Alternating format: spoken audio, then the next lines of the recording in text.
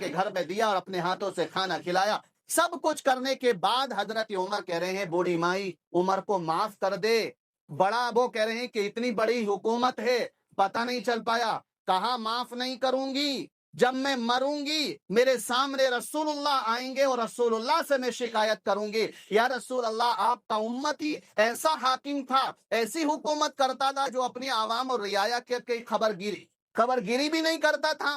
حضرت عمر اور زیادہ پریشان ہو گئے، اب تو مسئلہ اور زیادہ بگڑ گیا۔ حضرت عمر رضی اللہ تعالیٰ عنہ رو رہے ہیں کہ عمر کو معاف کرے۔ تو عمر کی کیوں فکر کر رہا ہے؟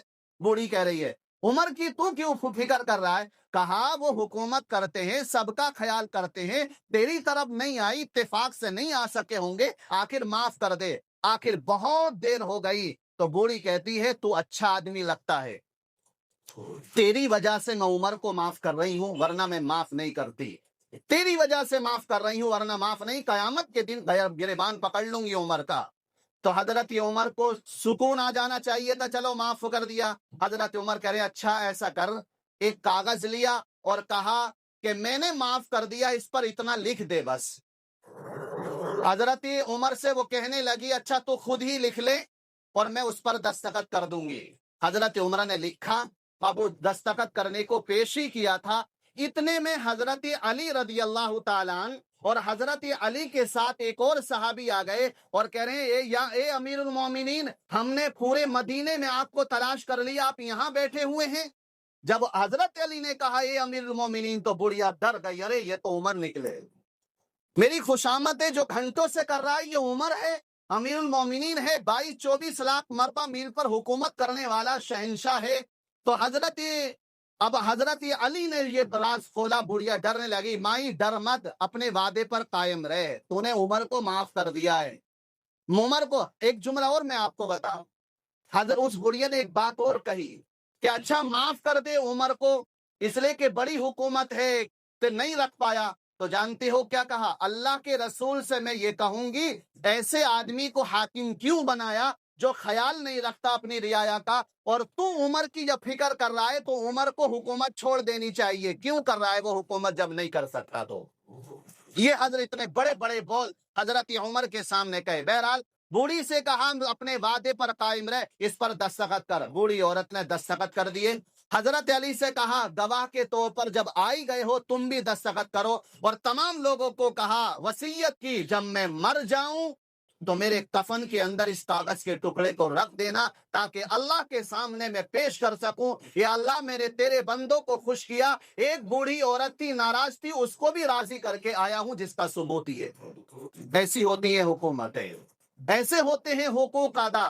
تو یہ اللہ تبارک و تعالیٰ نے جو دنیا میں خلیفہ اپنا نائب بنایا اسی لیے بنایا تھا تاکہ عوام کے حقوق کیا ہو، ادا کر سکیں۔ تو اللہ تبارک و تعالیٰ نے آدم علیہ السلام کو بنا کر کے پھر فرشتوں کو کہا سجدہ کرنے کو، جنت میں جانے کو کہا، جنت میں رہیں، شیطان نے بہکا دیا، جنت سے نکال دیا گیا، زمین میں ایک وقت کے لیے آ گئے۔ اللہ رب العزت نے پھر فرمایا فَتَلَقَّى آدَمُ مِن رَّبِّهِ كَلِمَاتٍ فَتَابَ عَلَيْهِ إِنَّهُ هُوَ التَّوَّابُ الرَّحِيمُ۔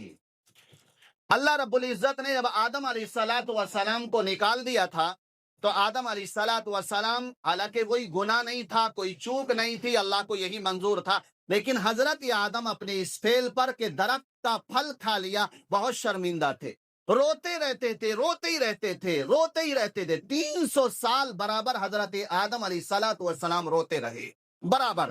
آخرکار اللہ تبارک و تعالیٰ نے چند کلمات کا الہام کیا، ایک دعا اللہ رب العزت نے آدم علیہ السلام کو سکھلائی، ربنا ظلمنا انفسنا وان لم تغفر لنا وترحمنا لنکونن من الخاسرین۔ اس دعا کو پڑھنا تھا، اللہ رب العزت نے حضرت آدم علیہ السلام کو معاف کر دیا، اللہ رب العزت نے آدم علیہ السلام کی توبہ قبول کی۔ اس میں ہمارے لیے سبق یہ ہے کہ کوئی بھی چوک ہو جائے، کسی بھی قسم کی ہو، چھوٹی ہو یا بڑی ہو، فوراً اللہ کی طرف متوجہ ہونا چاہیے، فوراً اللہ تبارک و تعالیٰ سے معافی تلافی کرنا چاہیے، اس لیے کہ اللہ تعالیٰ اپنے بندے کی توبہ سے اتنا خوش ہوتا ہے جس کی کوئی حد نہیں، بے پناہ خوش ہوتا ہے۔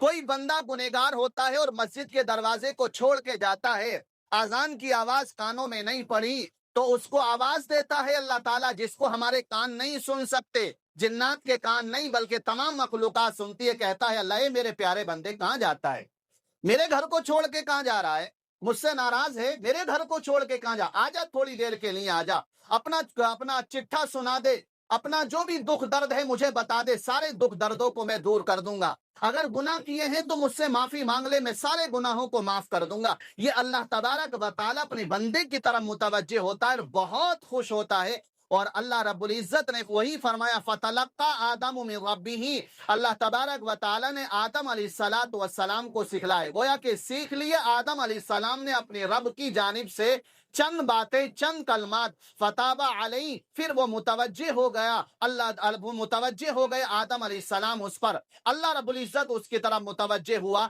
इन्नहु हुवा तव्वाबुर रहीम, बेशक वही अल्लाह है जो तौबा को कबूल करने वाला है, निहायती रहम करने वाला और निहायती अल्लाह तबारक व तआला मेहरबान है। अल्लाह रब्बुल इज्जत अमल की हमें तौफीक दे।